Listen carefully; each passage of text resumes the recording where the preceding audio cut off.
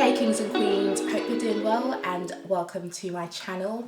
So I wanted just to have a heart to heart about my feelings towards social media, especially of late, because I've just been thinking about how I'm spending my time, and I know that spending hours each day on social media, or even like half an hour just mindlessly scrolling through Instagram every day, that is time wasted, and that could be time spent on other things.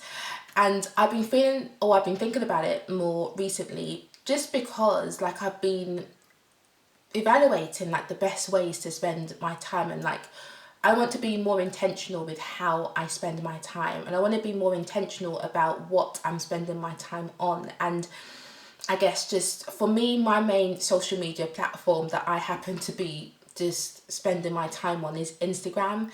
And what I've realized is that it's just really easy to end up spending like half an hour, 45 minutes, an hour on Instagram or all these other like social media platforms without really doing or achieving anything. And it has been making me feel a bit like a loser when I reflect and think back, and like I'm just thinking like, wow, Rachel, you just spent an hour not doing anything, not having achieved anything. And I know that there's times in our day in life where we just need to allow ourselves to just do whatever and not necessarily put pressure on ourselves to achieve something tangible. Sometimes it's just beneficial and nourishing just to do something without it having much of a purpose.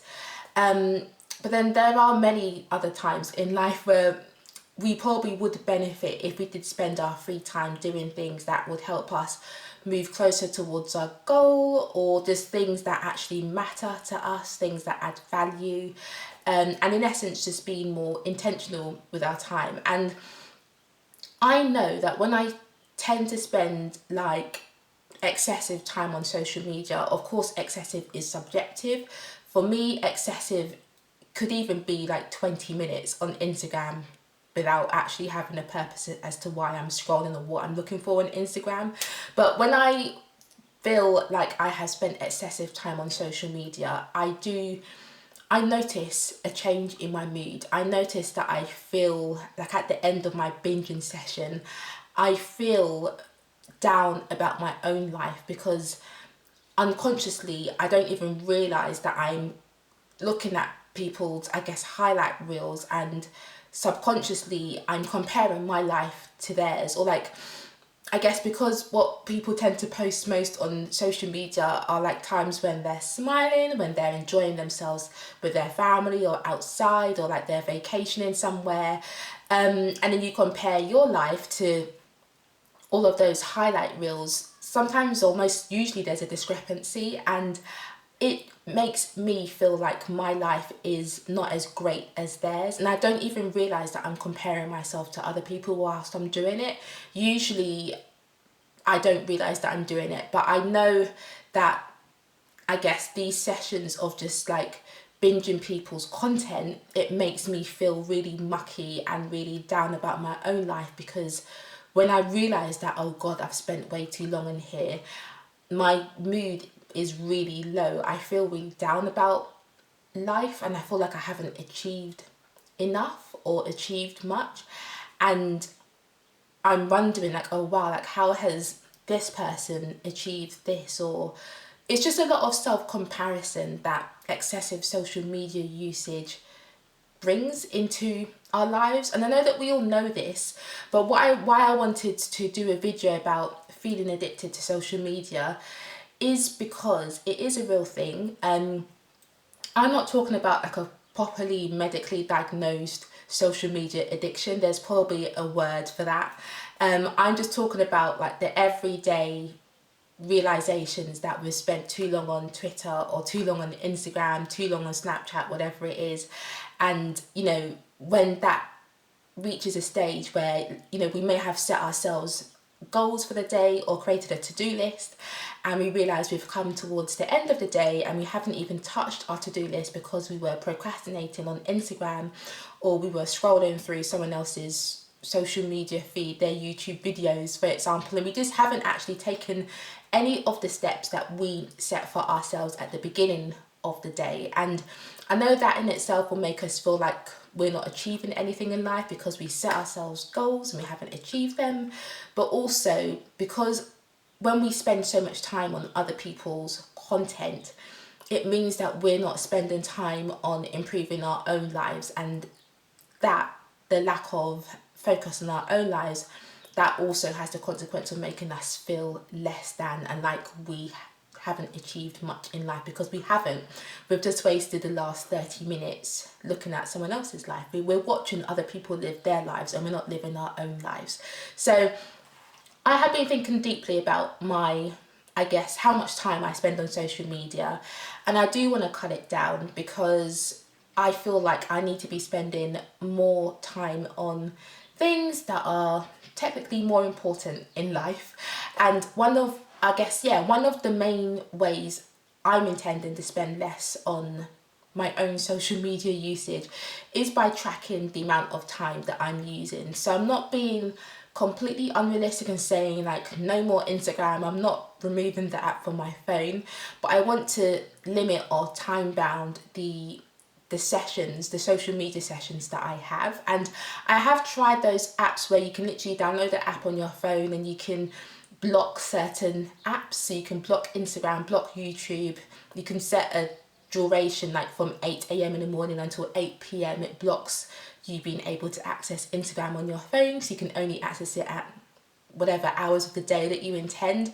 You can also download apps as well that have a timer that time how long you spend on an app, and that once you've hit the threshold you set for yourself, maybe 10 minutes, 15 minutes, the app will automatically shut down and you can't use it for like another 10 minutes, for example. There are many like social media blocking apps that you can download on your phone or on your device that can help limit the time, the amount of time you spend on social media. I've downloaded quite a few of those in the past, and they have worked for a duration of time, but I just end up deleting those social media blocking apps for my phone, because I do sometimes use social media for business and for research as well, and it just becomes sometimes a bit annoying or obstructive if you can't actually access the app that you need to use for a particular research thing that you're doing. So I've ended up removing those social media blocking apps from my phone, and therefore they haven't really served their purpose. But another thing that I have done is I've just kind of like gone old school, and I've bought myself some egg timers. So, you know, I got this from Amazon. You can get various egg timers, sand timers. This is a 5-minute sand timer. This is a 15-minute one. And what I have started to do is just like turn it over, and I tell myself, okay, I'm only going to spend 5 minutes on Instagram, and then when the sand runs out, when the time runs out, that's my kind of like trigger or like sign to, okay, get off the app. You know, not switch off your phone, but put your phone down. And I think it is important for us to set ourselves goals. I think doing these kind of things, it does have a reward element to it. Our brains like being rewarded for particular behaviours that we're doing. So if you reward yourself for sticking to the time limit that you've set yourself, who knows, over time you may create a new neural pathway in your brain, and you may start to spend less time on social media, because your brain becomes used to you rewarding yourself for sticking to your 5-minute or 10-minute slot and then like shutting it down. Who knows, that may help you create those more positive habits. But for me, like having something actually physical and visual like next to me whilst I'm on my phone like scrolling, it kind of creates like a countdown game show kind of atmosphere where I'm like against the clock trying to just do what I need to do within the 5-10 minutes, and then once the time's run out, like that's it, Rachel, like do something else. So maybe explore something like this if you find, or if you feel like you are actually addicted to social media when you think about it.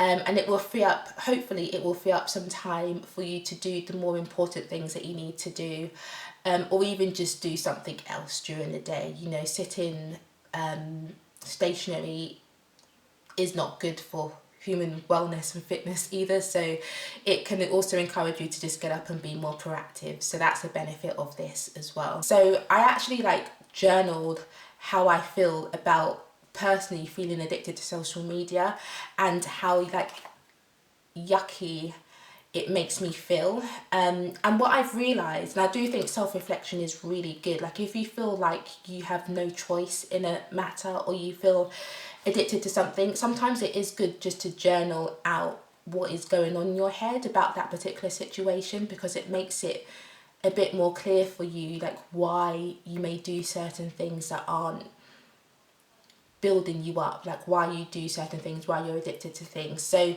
for me, in my own self-reflection time, I realised that one of the reasons why I tend to spend a lot of time on social media is because I am searching for something. I am searching for a role model in other people, and that's why I just sometimes spend so long on YouTube, for example, just searching bloggers or anything really. I'm always looking for someone that I can look up to, someone who will inspire me, someone that I can see myself in, and it's almost like a never ending pursuit, because I'm looking for someone that I really feel who is like me, that I feel almost like I can see my whole self in them. And what I haven't realised is that we're all different. Yeah, we may have certain commonalities with people, but no one is never 100% exactly like you. And what I was doing was I was looking for someone on social media who is exactly like me, so that I could feel like I totally resonate with this person. And that's part of the reason why I was spending so long on social media, because that's impossible to find. I will never be able to find anyone who is 100% like me that I could follow and that I could admire on social media, because we're all very different. So what I journaled, I wrote here that I'm always looking for a role model, someone that I can look up to, who shares my values, the same beliefs as me, the same thought process, way of thinking as me. But I know that it's an endless pursuit, as I will never find this perfect person. No one puts all their thoughts, their rawness, their learnings, etc. on social media anyway. So I'll never find this person. That's just one of the things that I journaled and that I realised, that helped me realise partly why I am addicted to social media, essentially. I've just realised that there's a lot of resistance within myself against the uncomfortableness of actually being, I guess, strict with myself and spending my free time on things that I know that I should be spending it on, such as trying to improve my mental health and learning about anxiety and depression and ways to look after myself, or spending my free time on working on business ideas, or speaking with family members, etc. There are always things that we need to be doing, or that we should be doing, or that we could be doing, if you don't want to use those should and must and need statements. And sometimes we just avoid doing those things because it's easier to do something else, just, I guess, just block out, if that's the word, or just zone out and just do whatever for an hour, because that's so much easier to do than face our fears, or not face our fears, but face our skeletons in the closet and actually work on self-development and things that will actually require us to do something and change things about our lives and about ourselves. So I know this video probably feels like it's all over the place. There's not a straight line of thought, I don't know, but in essence what I'm trying to express is that if you feel that you are addicted to social media or anything, there is benefit in questioning, self-reflection, and actually like question, okay, why may I be addicted to this thing? Like why may I, or why do I feel like I just have to check my phone every half an hour?